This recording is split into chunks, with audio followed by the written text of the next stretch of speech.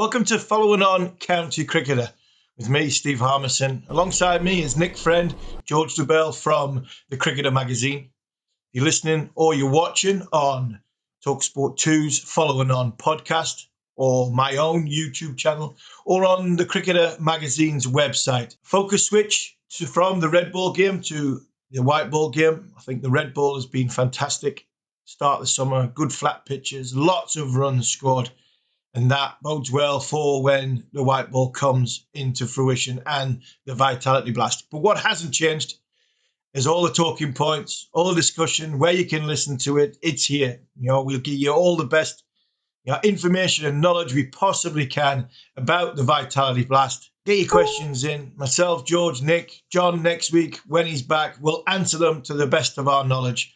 And if we don't get to them during the show, we'll definitely get them at the mailbag at the end, and the best questions will be read out and answered the best of our ability.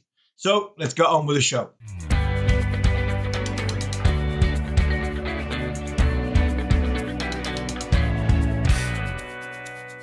So I suppose the start of the show must be the top line, gentlemen. Blast not being on TV, slow ticket sales at Lords, talk of players coming out of retirement. Nick Friend apparently has torn his hamstring. What is the top line from the week? Nick, you go first. I've had a go there. The top line. I probably won't go with my own leg, that's for sure. I think you probably nailed them. I'd chuck in one more, I guess, that sort of goes across the Blast and those ticket and test ticket sales. I think Blast ticket sales I don't know if they've necessarily been down, but they've certainly been difficult or more difficult to sell than in the past. I think we touched on this last week, didn't we?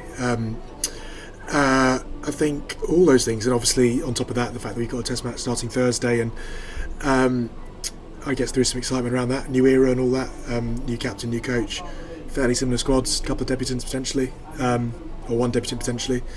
But no, I think you've probably covered most of them. I mean, within the Blast itself, there have been some interesting lines. I mean, I certainly think Middlesex is an unlikely, you'd say, based on their previous history, unlikely early 3 from 3 starters, but also some very strong teams, which is I think what we touched on very briefly last time round. But yeah, I guess we'll get to that a bit later in the show as well, won't we? George, slow ticket sales at Lords, MCC or ECB or whoever said Jubilee weekend. Do you buy it? I think that quite a lot of different things have conspired to make it very difficult for them. England not winning very much. The cost of living crisis that is massive. Talk of a tube strike, all sorts of things. But ultimately, I think ticket prices have got out of control, and that's what you hear again and again from spectators. And while authorities are saying different things, they probably should listen to the spectators who aren't buying the tickets. The ticket sales aren't catastrophic, you should say. I wouldn't want to exaggerate. I think they're like 1,000 short for the first day, and it is the biggest cricket ground in England and Wales. So there still will be 30,000 people there, but it is Lords, and they did think, I think, that they were recession-proof, and it's a bit of a wake-up call. So I hope that this is a moment when they realise that they've got to be more careful and more inclusive, because actually, even if they had sold it out, even if they had continued to rely on that sort of demographic, which we've seen there in recent years, that's still a mistake. We've still got to make the sport so much more inclusive. So I hope this is a moment. I just fear that they'll use it as a moment to justify the birth of the 100, and they'll say, see, Test cricket is losing popularity, and that is what will happen, to be honest, because people will use the data to back the argument they already had. It feels quite galling, having been at Lords only a few weeks ago, to see 2,000 free tickets handed out to school children on a Thursday. I know it's half term, but it feels so galling to. And I know, as I know, it's you're certainly not charging 160 quid for the county championship, but either way, it's so galling to see how easily it can be done to get people in, to get new people in, and then to see that not done when on the biggest stage, when ultimately that biggest stage is really what you're trying to make more accessible to people, isn't it? If you can give people access to a Lord's Test match for the first time in their lives at an affordable price, I mean, you open doors, don't you? Whereas, as George says, this feels very much like the opposite of doing that. You know, there's a funny thing as well, that I actually think that cricket has become, in a way, better to watch on TV than at the ground. You know, at the ground, you can be too hot, you can be too cold, you can be sunburned, you can be rained upon. You can be miles get away. charged a fortune if you want a cup of tea rather than just going to your kitchen. And some of the insight on TV is absolutely fantastic. You know, the coverage, the camera angles, all that stuff. It is brilliant, and it's almost got to the stage where it's working against the game in a funny way. The other thing about the coverage, of course, that's behind a paywall too, or nearly all of it is. We've just made our game a little bit exclusive, and I hope that, you know, good comes of this, and that this is a moment where everyone realises that. Yeah, and I look at this. I look at when I seen the ticket prices, and I seen all the noise that's coming with it, whether it was 1,000 seats or 5,000 or 10,000 seats that were going to be empty. I was hoping, I'm from the northeast of England, I had many great sort of debates with Matt Pryor in the winter, talking about how inclusive our game is not when it comes to the cost of the way junior cricket set up, because if you've got 2 or 3 kids in county representative system, you're paying a few quid to get them. Little Johnny from Monday to Friday's coaching to then the kit to the weekend and everything that goes with that. And you're right, spot on about the way the coverage is on the TV. Sky do an unbelievable job. Listening to the likes of Nasser and Hathers and Rob Key when he was on, Ian Ward, now going to be Mark Butcher. They do, and sometimes you can't get distracted when you're sitting in your own house. But again, like you said, it's on TV. Just something else that's come into this the TV debate. We'll go into the blast in a second, but we're hearing rumours that Owen Morgan and Jofra Archer are going to be part of the TV commentary crew. Where do you sit on that one? Because what you're going to get out of Morgan and Archer, they're talking about a lot of friends in that dressing room. England have a completely shocker, like they have been in the last sort of 18 months, 2 years. Is Jofra Archer really going to have a go at Jimmy Anderson? Is Owen Morgan really going to have a go at Ben Stokes or Joe Root? I think there's. Interesting.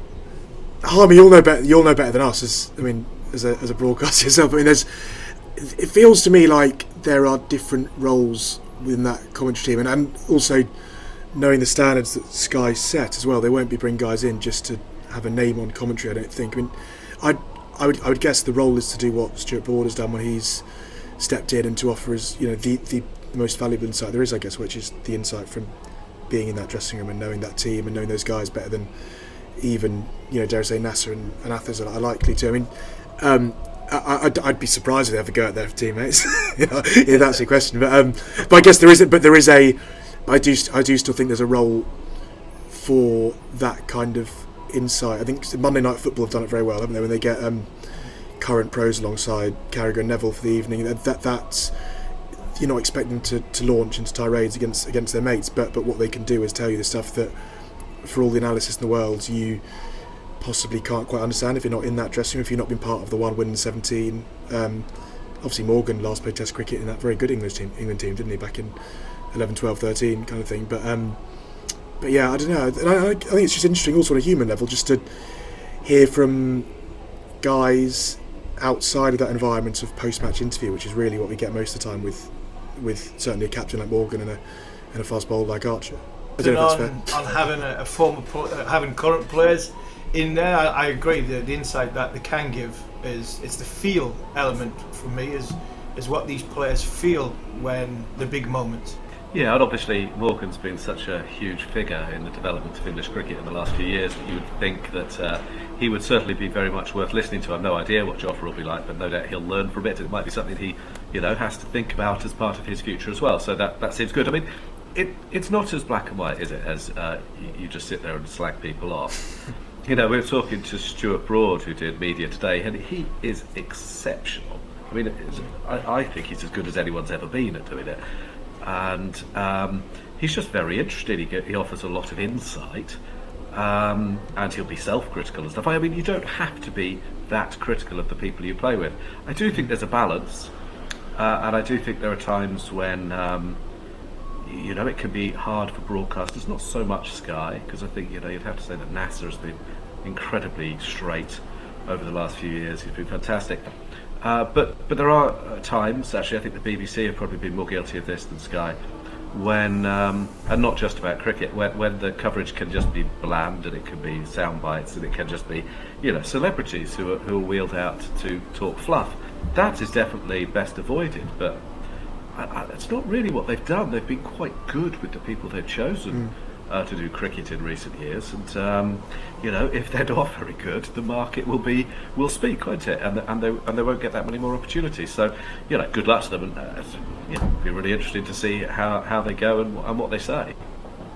Yeah, I agree. I totally agree, and I hope that it does go well, because listening to a World Cup winning captain and the insight that he gives, I think will be fascinating and hopefully enhance the spectator's view on TV.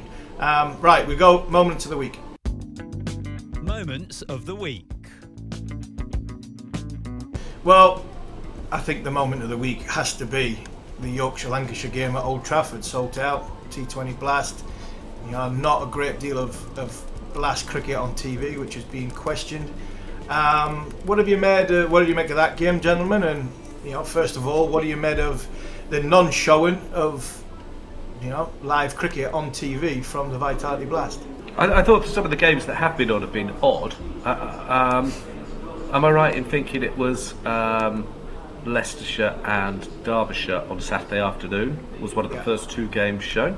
Yeah. That strikes me as an odd choice. Look, I still think they want it to fail. I do. I genuinely think they want it to fail. So there's so much great cricket out there, but those are not two massively supported teams. I watched it. I am a proper geek, and it was still interesting. But I don't think that was a game that makes sense to me to pick if you're trying to sort of kickstart the Blast season and gain some sort of traction in the marketplace, if you like. I think that was really, really odd. To be fair to Sky, there's a test match about to start. They'll have committed huge amounts of resources to that. One of the things that I've learned travelling the world and listening to other broadcasters is how good they are compared to competitors. There's no comparison. So I don't want to be just criticising Sky, but I do think there's an agenda when it comes to the 100 in particular, and I find that a bit tiresome. But there was really good cricket there in that game. I think I'm right in saying Gleeson played a huge role in that game, bowling sharp, yeah? That's fantastic. I think his 5 was a couple of days later, wasn't it? The Worcester, their win over Worcestershire, rather than the rest. Yeah, but he bowled sharp at the end of that game too, yeah. The big moment he held his nerve. He got Brook, yeah. The big moment he held his nerve, and he managed to get Brook, which I think if Brook had got that ball at any other time in that game, I think it might have been a different result. But I was just, for all the questions that have come from the thing that encouraged me about the Blast, because it's had its doubters, it's got its knockers, and whether there is an agenda against it, I was just, the Yorkshire, the Roses game is one of the best, for me it's one of the best in the world, and it didn't disappoint again with the crowd participation. There was quite an irony. I thought probably the most eye-catching result actually was a couple of days later when Yorkshire were beaten by Leicestershire, ironically, who hadn't started very well, who have done a lot of sort of fairly public soul searching the last couple of weeks. I think Paul Nixon has spoken pretty honestly. Callum Parkinson was pretty honest after one of their defeats to the Blast. But you look man for man at those top sevens. Yorkshire's top seven of Lythe, Milan, Kohler, Cadmore, Brook, Roots, Shadab Khan, Jordan Thompson. I think Matt Revis in there. But then you've got Don Betts, Adil Rashid, Harris Ralphin. That is an outrageously strong Blast side, isn't it? You'd have to say. And for them to come up 30 odd runs short, was it, against Leicester, was I guess a real turn up, wasn't it? But it was a fantastic result for the tournament. That obviously unfortunate for Yorkshire, but they're good enough to bounce back, as you say. But Leicestershire looked miles off the pace in previous games, so that's a really brilliant win for them, and hopefully that they can, that. Had they been 3 from 3, you begin to worry that the tournament slipped away from them already, and it's such an important tournament for Leicestershire. So, really heartening for anybody but a Yorkshire supporter, and they'll be all right. They've done it before as well, haven't they? It was at 2020. I think I'm right in saying that they were the only team to beat Notts in 2020. They beat them in the group stage, and they nearly beat them in the quarter-final, but they lost on that. What was it? Was it higher power play score in the end? So Paul Nixon's. I mean, they've won the Blast more than anyone else, haven't they, Leicester? But which was the game, Nick? Which was the game, Nick? Well, I mean, it's unfair to mention him, but Aaron Lilly had an absolute shocker at the end. Do you remember? Yeah, that was the higher power play score. So Lilly and I think it was Dieter Klein both misfielded with a couple of balls to go, didn't they? But they were that close to finals day in 2020, and so they've always been competitive. They've always, I don't know, been more than some of their parts. Perhaps if you look at them versus an 11 like Yorkshire's there. And as I say, they've always been successful in this competition. Obviously, Paul Nixon won it a fair few times as a player as well. So, no, as you say, good on them for getting over the line on Sunday, because that, on the back of the Saturday result, could have been quite a bleak occasion. And actually, Derbyshire really nearly beat Birmingham as well. With 3 or 4 balls to go, I thought they were ahead. So there are all sorts of possible shocks, if that's a shock, in store, and that's really, really entertaining. I mean, I love the fact that there are more than 8 or 10 teams, and we're talking about Leicester and Derbyshire. It's been quite good to see how many teams have lost games, if that makes sense. Yeah, I think there are 5 unbeaten or 6 unbeaten, but I think Surrey have only played once. It's been good to see teams beating other teams, and it's been good to see teams that, as I mentioned, Middlesex at the top of the show, they've been shocking in this competition for years. But I think they got to the quarters in 2019. But otherwise, since 2008 when they won it, they've hardly got anywhere. So for them to be 3 from 3, playing some very good cricket with a pretty young side has been impressive. To see Paul Sterling doing what he does has been great. And obviously Surrey, I mean, I'm at the Oval tonight to see their second game, but the 15-man squad they can put out is quite something, isn't it? For I mean, the 4 guys who miss out, I dare say, would find themselves in most other sides in the competition. Yeah, you mentioned before the Yorkshire side, but I think this Surrey side would give it a good run for money. And I think when we talked about the Championship at the start, we backed Surrey because on paper, 1 to 11, I believe they're a better side than Hampshire. But some of the sort of the talking points, there's been some great highlights so far, I think, in the Blast, and just got in front of me here when you see Harry Brooks start for Yorkshire. He got 60 in the first night off 27 balls to get over the line against Worcestershire. And if you any of these games, another one, a highlight from a Durham point of view, on night 2, Paul Coughlin got 40 off 30 balls and then went and got 4 for 15 against Leicester. And Leicester, like you said, looked miles away, then all of a sudden went and beat Yorkshire. So I think that's been the story of this T20 Blast so far, that there's been some massive scores. Second night again, Birmingham, 207, put off 16 overs. Paul Sterling had 119 off 51 balls. It's definitely a batsman's game and not a bowler's game. I was at Radlett for Stephen Eskenazi, or 87 off 37. If there's a better player, if there's a better player in the Blast without a 100 deal, then I have not seen him. Second top run scorer in the comp in 2020, 8th last year, skippering this year, starting with a bang. Someone give him a contract. On that, I did hear. This is. I hope this is of interest. There's a guy who's playing for Worcestershire's second 11 at the moment. Kashifali. Saka. Kashifali. Who might terrific. just get a 100 deal. He might get picked up by Birmingham, I think it would probably be, and sort of bypass county cricket. It'd be quite interesting, wouldn't it? Probably a freelancer. Doesn't happen that often, and that comes back to my point. It's a bit the conversation I had with Mark Butcher, and it was probably Butcher's point more than my point. I maybe nicking it off him. This 100 and the Blast, where does it sort of figure in sort of cohesions with each other? And for me, the auction, the English players' auction, should always come after the Blast, because, like you mentioned, there's somebody got a deal in the 100 who was going to have a shocking Blast. Where if you had the Blast deal afterwards, the auction afterwards, you had a chance of giving a young player a chance to earn a few quid and reward him from having a very, very good Blast season, and then he slips into the 100. You're not going to pick your England players, because your England players are going to be allocated to these big, the bigger teams. Overseas players allocated to the bigger teams. But the 6 other players that go into the auction, 7 other players that go into the auction, surely there's got to be some way of having the auction after the Blast, and then you get the best players going into it who are having a good time. Because at the minute, there might be somebody in the Blast going, I'm not bothered about the Blast. I've got a 50 grand contract in the 100. You wouldn't. There's limited. There is some ability to do that, isn't there? I mean, the wild cards, yeah. So I don't know how many spaces there are for that this season. Nick will know. There's a wild card each, and there are 8 wild cards. And then I think what will affect it more than last year is there'll be far fewer replacements this year, won't there? Because last year there were COVID replacements left, right, and centre.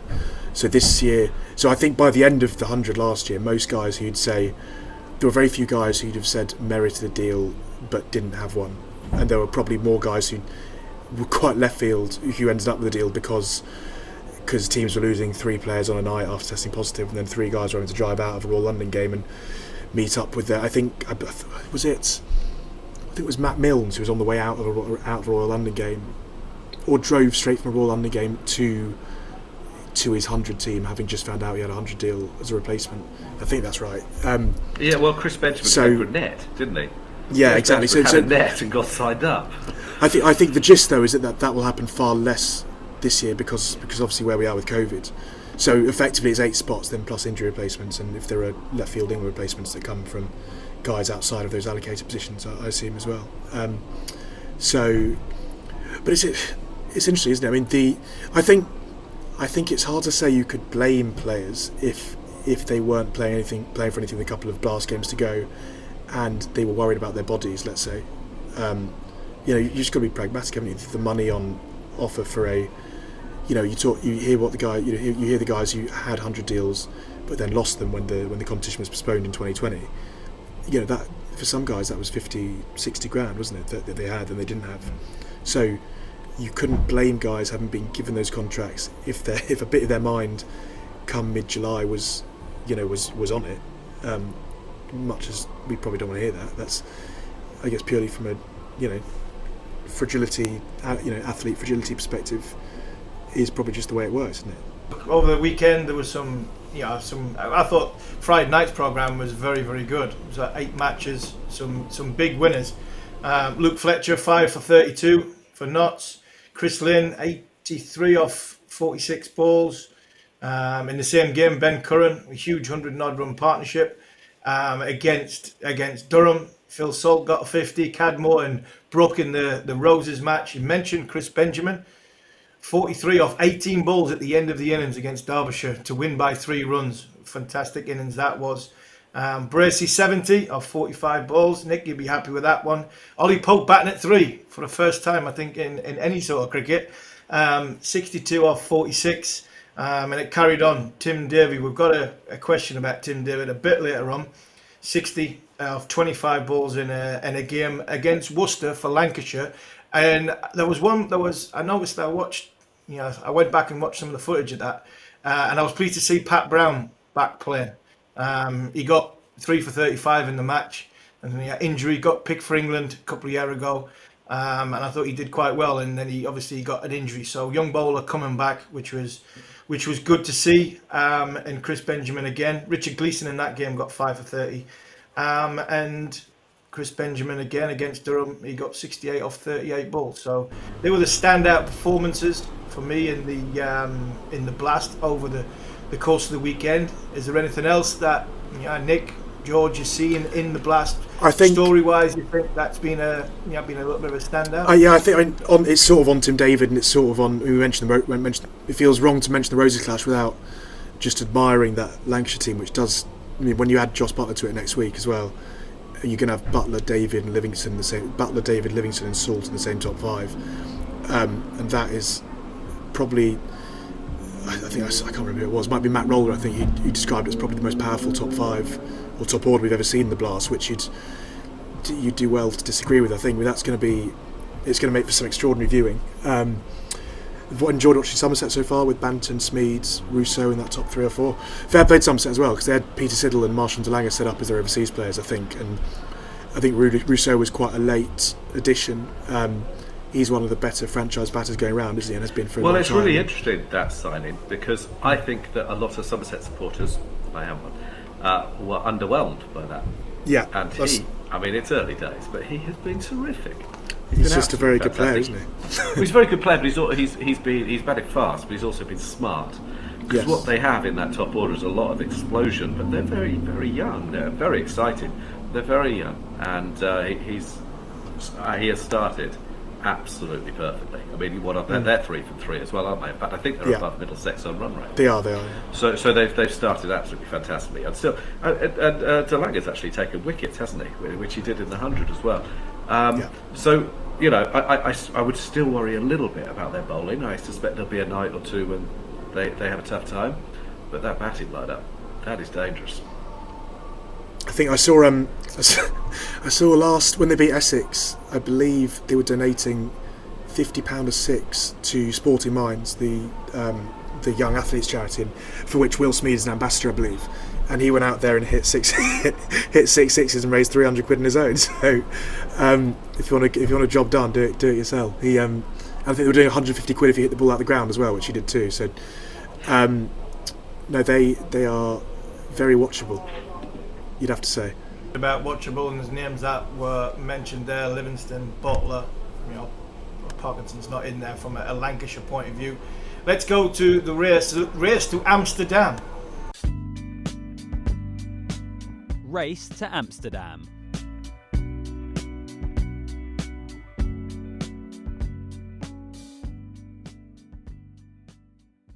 Well, the race to Amsterdam, 14-man England squad's been picked. ODIs, 3 ODIs in Holland.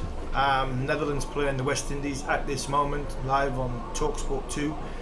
Strong squad for me: Roy, Salt, Milan, Morgan, Livingston, Buttler, Moeen Ali, David Willy, Sam Curran, Adil Rashid, Reece Topley, Bryden Carse, Luke Wood and David Payne.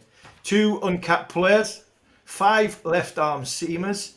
No Parkinson, but I'm assuming that he possibly could be in and around that third test match squad. I think it's at Headingley.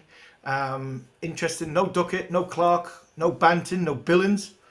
England only taking 14, which I think is the right choice, because you don't want 6 players just high vision, taking drinks everywhere. George, what do you make of the squad? Well, I think some of the guys who missed out are interesting. I mean, Billings is unlucky, isn't he? And I thought that, I don't know, is Vince okay? I would have expected to see him there. It's interesting you mentioned Duck. Sorry, I missed you there. He got 40 in his last Blast game, which was, I think, Monday night. I was wondering, because they're about to play at the time we were recording this, and I was interested to see whether he was in the side. So I was surprised to see him miss out. Sorry, George, who's that? I missed that for a sec. Vince. James Vince, not in the squad, which is an interesting one because he got 40 in his last Blast game. And obviously, it looked like he had a bit of a breakthrough last summer, didn't it? It was 100 against Pakistan at the Aegeus. I don't know. He's obviously a very good player who could play all formats, I think. I thought that I was surprised not to see his name, and I was surprised not to see Billings. I was pleased to see Wood. I think he's a better red ball bowler, but he's a really good cricketer. And nice to see Carse back in there, because you would think that he could have a role to play in all formats for England.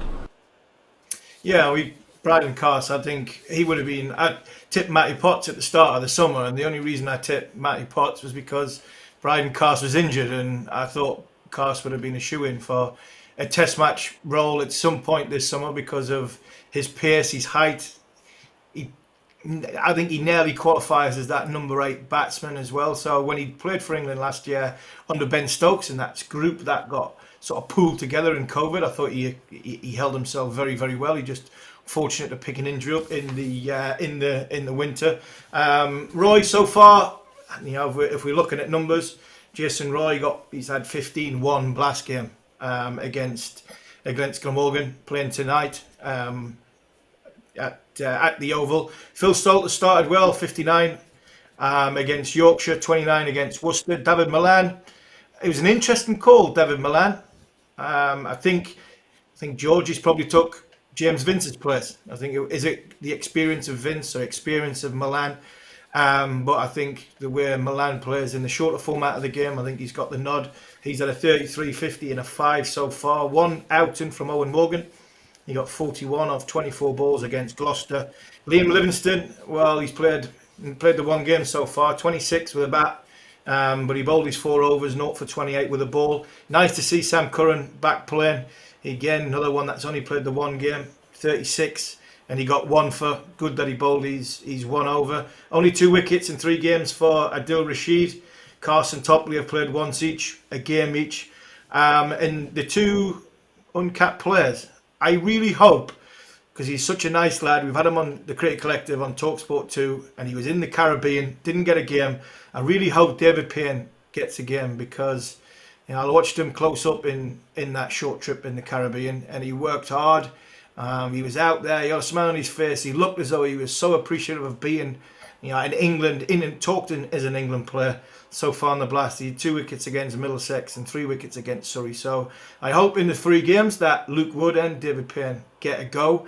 How good is it to see Sam Curran back in England squads? Well, it's fantastic, and actually, it had a reminder this week of how valuable he could be in the Test side, because they're deciding who's going to bat number 8 at Lords, and it looks like it's going to be Jack Leach, which actually isn't the wrong decision, I don't think. He shapes up really quite well as a batter these days, but that's a hell of a promotion. And it's just, the other option I think was Potts at 8, or Craig Overton. I think they're now looking beyond him. So it shows that Sam Curran could play a huge role with the bat and the ball. Obviously, there are still doubts about exactly what he can do with the ball, but if he is there as an all-rounder to help to balance the side, you can definitely see how he can have a role. And just at a human level, yeah, it's lovely that he's recovering and beginning to be able to fulfil his potential again, because he's just fantastically talented all-round cricketer. And what have you made, George, of possible coming out of retirement for Moeen Ali, potential return for Adil Rashid, both been mentioned?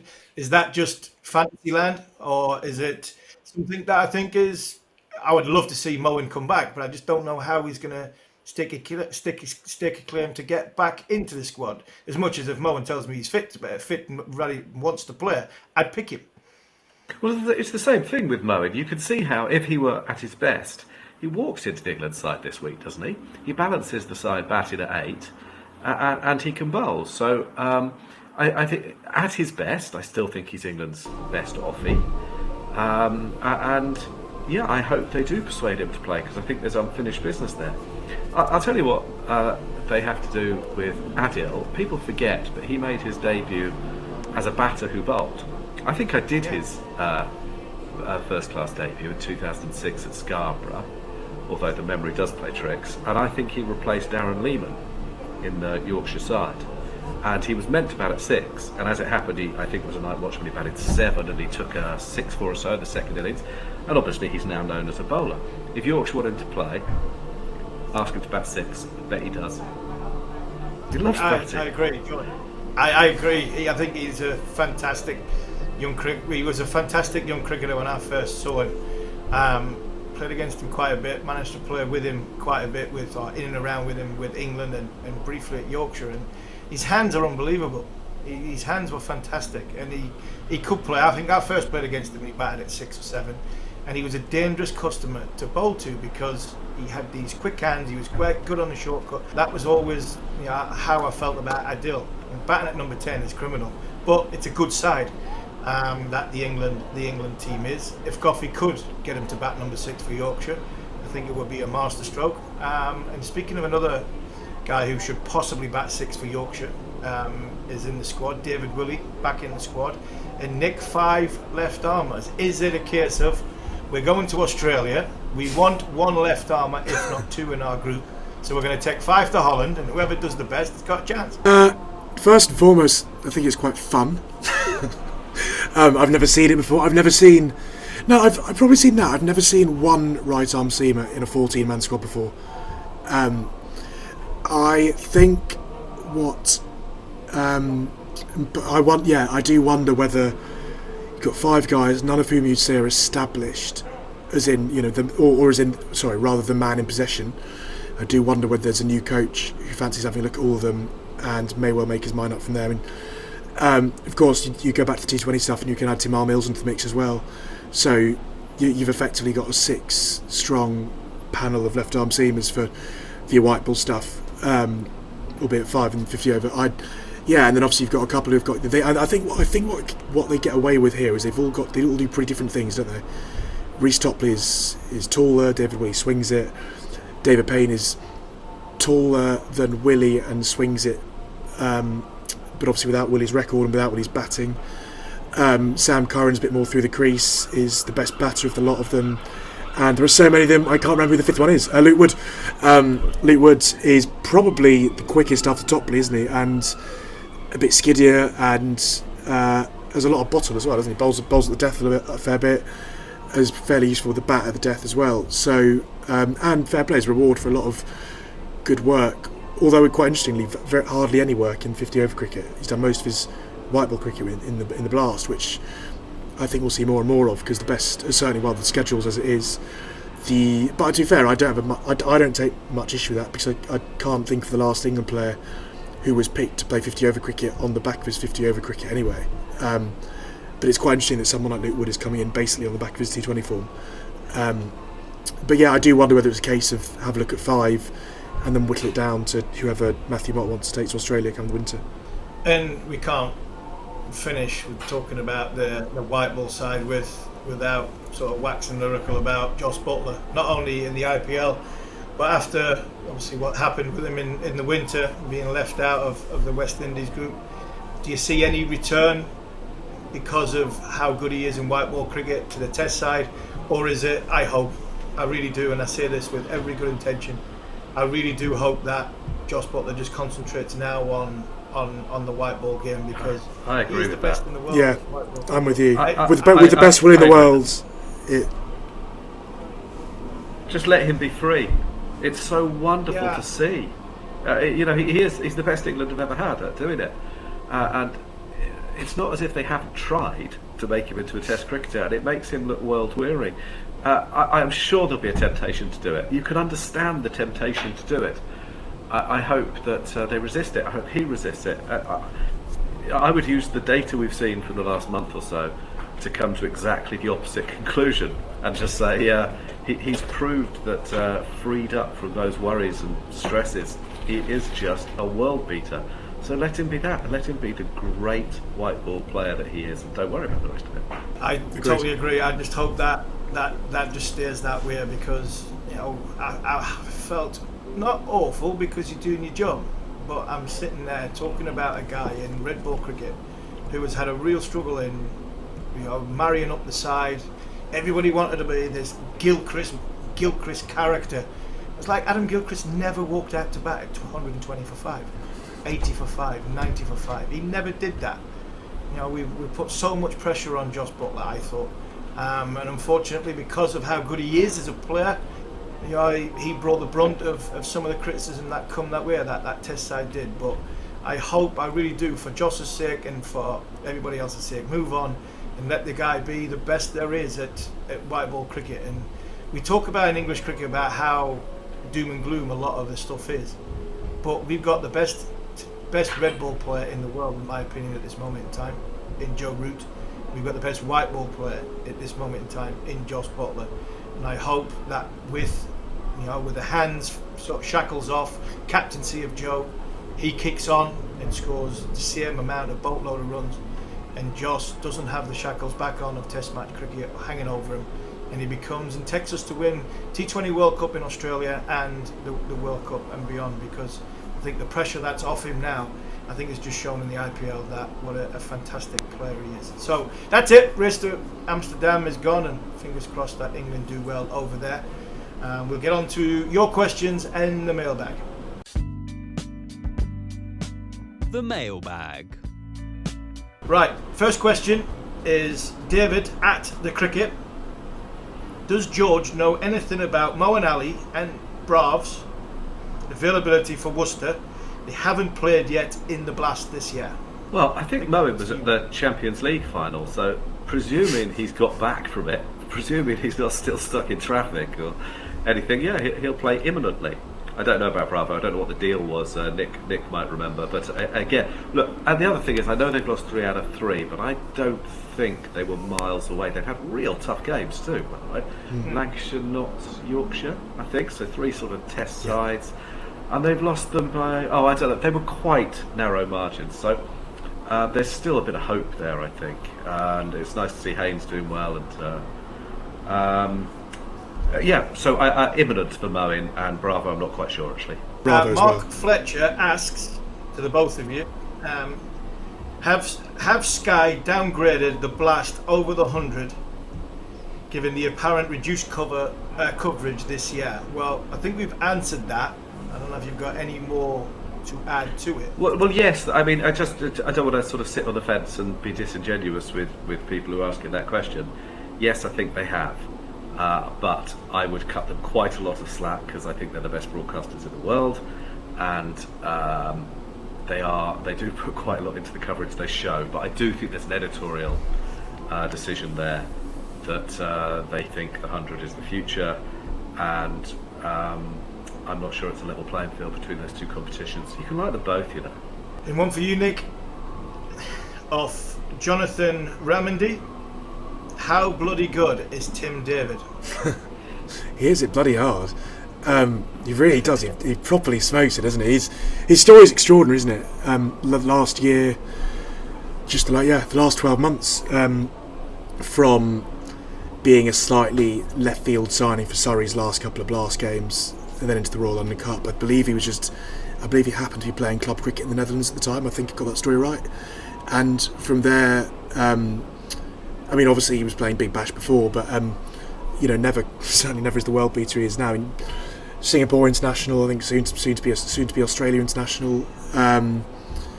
One would assume he's done the CPL, he's done the PSL, he's done the IPL. He's over here for the hundreds. Southern Brave, I think, got very, very fortunate with retention rules and having picked him up quite late on in the as a replacement. I think last time around they were, I think, pretty chuffed to be able to keep him for this time. This one, he just hits it very hard, and he's got very long levers.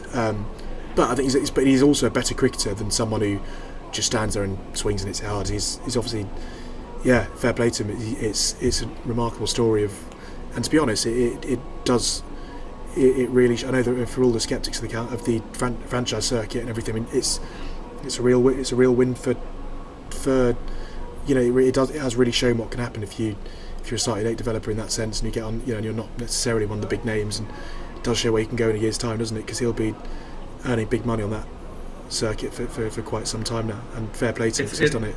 He has taken the long way round. Yeah, he really has. It's a lovely story. It reminds me a bit of the Dirt Nanas story, going back a sort of decade or generation even. But it just shows what can happen, and it completely changed Dirt Nanas' life, didn't it? And it's no doubt doing the same for him. You look at all the franchise talk, all the 100 talk, and whether the Blast has been downgraded, but I think any 100 side would like Salt at the top, Livingston, David in the middle. I think that in the Blast game is and then Joss wherever Joss is Joss wherever he comes back in and fits in. Hopefully he fits in very, very soon at a ground which you're going to be watching soon. George, where are you this week? Obviously you're going to be at the Test match. Yeah, I was going to be at the Oval. Going to be at the Oval with Nick tonight, but I'm doing this instead, and I don't think I'll get any more cricket in before the 2 tests, which are basically back to back. I was just going to say though, just quickly, I was going to ask both of you, but Nick in particular maybe, who are the players who don't have 100 deals, who stick out from the Blast at the moment? Because just thinking of Worcester there, because we were talking about them. Pat Brown, Ben Cox, or Ed Barnard have. Ed Barnard would be the one for me. I think Ed's a terrific cricketer. Yeah, he's and he does a fair bit of everything as well. Which part of me wants to say that he's got a contract for this year, but I could have that completely wrong. I'm just trying to simultaneously Google that now. As I say, I could have that completely wrong. Well, he had one last year. I thought he didn't this year. He had one originally. Pat Brown is the one in that Worcester squad for me. He was part of the Birmingham Phoenix squad last year. Pat has had Pat Brown's had a really tough old time with injuries, and he's basically missed 2 years. He didn't play in last year's Blast. He returned and was fit for the hundreds. But I think those 3 wickets against Lancs were his first wickets in the Blast since 2020. And I remember speaking to him after that season for a piece, and he'd had a really tough old time with his back, and he basically said that he'd been embarrassed with himself with the way he'd gone, and felt like he was almost playing to survive. So he's a massive talent, and I thought he was brilliant. It was in his first couple of years, 18, 19, and yeah, I'd love him to have a good run at being fit now and see where he can get back to, because when he's at his best, he's still got a skill set that, to be honest, that England haven't really cracked to the death, have they? Someone who's got all the slowies, who's quick enough as it is. And I think he's at 31 wickets in that first full Blast season, which I'm fairly sure was either the joint most or the second most ever in a Blast season. So, and that was as a kid, basically. So he's got so much to offer if he can, if luck can stay on his side, he can stay fit. So, no. Because there is a vacancy there in the England side, isn't there? 100%. 100%. Without Jofra, who I think everyone hoped would come back. Tamal might be the guy, he really might, but you would always want some backup for Tamal with the injury issues that he's had. So there's a vacancy there, and that's going to be a well, he's so young. He is so young as well that this industry, it doesn't. He's not just necessarily there to compete with Mills and Jordan, let's say, but he could well have, all being well, have 10 15 years ahead of him in the game as a white ball bowler, if not more, if he can stay fit. So I watched not far off Pat Brown. I watched was at Radlett to watch Benny Howell bowl, and actually at the Oval to watch Benny Howell bowl tonight, and he I remain convinced would be a fascinating option for England as that kind of thing, someone who bowls all manner of slower balls, offers something that they've never had before, I don't think, in terms of just the pure breadth of variation that he's got, and he bats as well.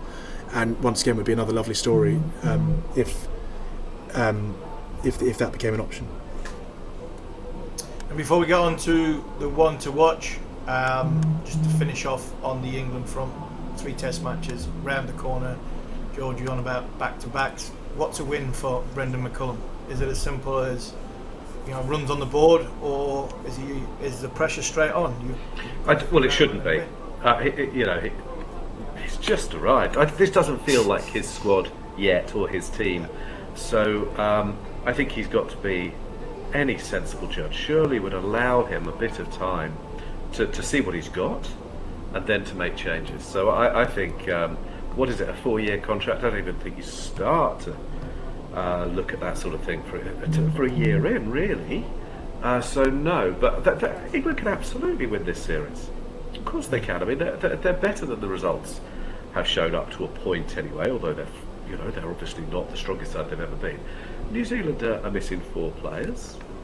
4 players who were in the World Test Championship winning side, which is almost exactly a year ago. So I see this as pretty much a 50-50 series. So it would be nice to see some enjoyable cricket. I think we will see that. I think there are some worries about the fragility of the batting still, but give McCullum a bit of chance to see what he's got and make a difference. I think I would worry long term that the problems of English cricket require more than a charismatic leader to resolve. So I think we've got to be a little bit sensible about what he can achieve. But that doesn't mean you go in ready to dismiss him if they lose this game in 3 days. And Nick, what have you got this week? Are you blast, or I'm going to the physio tomorrow. Match on your horizon as well? Try and get put back together. Fixing a hamstring. Come on, Harvey, how do you fix it? I will. It's a good question, to be honest. Don't really know. I'll probably, as it is with the Blast and the evening start times, I'll probably make a decision fairly late on and find myself somewhere. But I watched a lot of Test cricket and have my leg raised with. I put frozen peas on it last night. Didn't realise that the bag was open, so poured frozen peas gradually all over my sofa. Took about half an hour before realising that they were there. So it's all going really well. And let's get on to the one to watch. England player watch. Right, gentlemen, George, Nick, one to watch in the Blast. Have you got somebody that you think from the start, this is my man? Matt Potts was my man in the 4-day championship.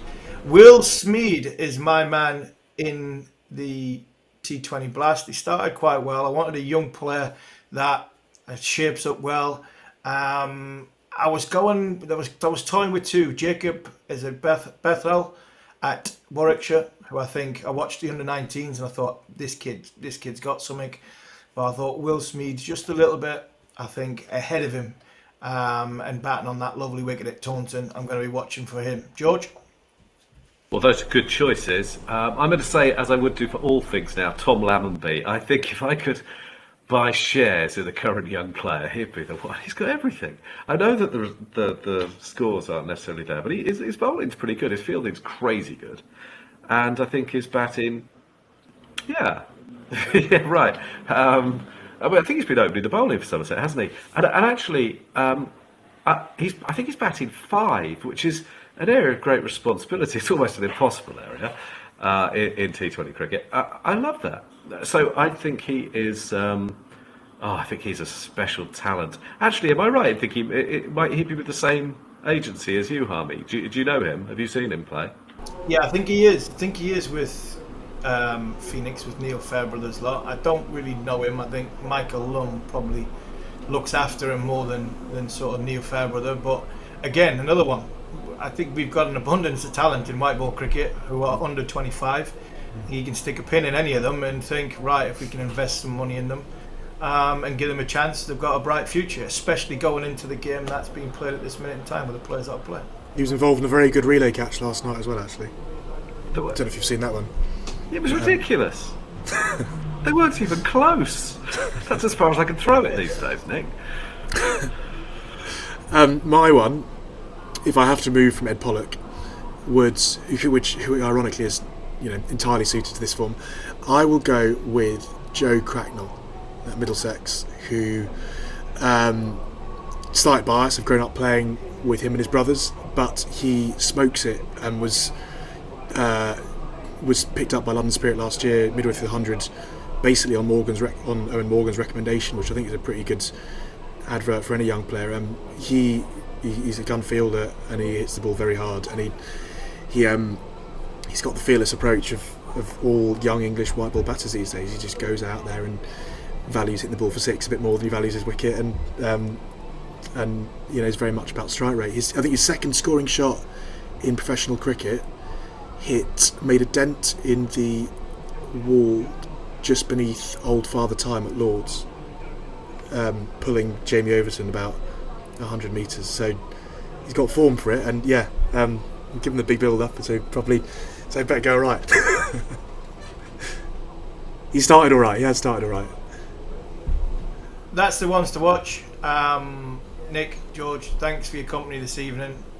Enjoy Lords, George. Enjoy Cheers. Whichever game, and recover well, Nick. And Cheers, fingers crossed. Brendan McCullum gets off to a fantastic start with the England side, along with Ben Stokes. And we'll be back next week talking about, hopefully, an England victory.